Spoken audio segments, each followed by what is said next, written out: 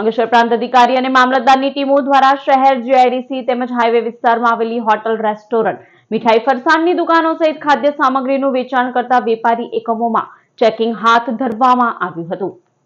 રાજ્યભરમાં ખાદ્ય ચીજ વસ્તુઓની ગુણવત્તા અને લોકોના આરોગ્યને લઈને તંત્ર દ્વારા સઘન ચેકિંગ હાથ ધરવામાં આવી રહ્યું છે. ત્યારે હવે ફૂડ એન્ડ ડ્રગ્સ વિભાગની કાર્યવાહી બાદ તાલુકા વહીવટી તંત્ર પણ સક્રિય બન્યું છે.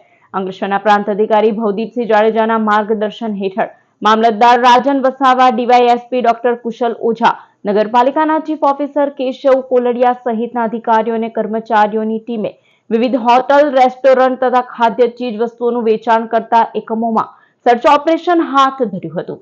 ચેકિંગ દરમિયાન અધિકારીઓ અને ટીમો ખાસ કરીને હોટલ અને રેસ્ટોરન્ટના રસોડા વિભાગ તેમજ સ્ટોરેજ રૂમની ઝીણવટભરી તપાસ કરી હતી. મામલતદારની ટીમ દ્વારા કુલ 7 હોટલોમાં ચેકિંગ કરવામાં આવ્યું હતું, જે પૈકી નેશનલ હાઈવે ઉપર અમૃતપરા નજીક આવેલા બેન્સન હોટલમાં વધુ અસ્વચ્છતા જણાતા તેને સીલ કરવામાં આવી હતી, જ્યારે અન્ય હોટલોને નોટિસ આપવામાં આવી છે.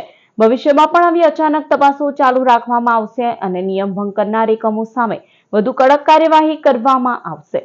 માનનીય કલેક્ટર શ્રી તેમજ સરકાર શ્રીની સૂચના મુજબ તમામ હોટલ, રેસ્ટોરન્ટના આકસ્મિક તપાસણી કરવાના હુકમ થયેલ છે.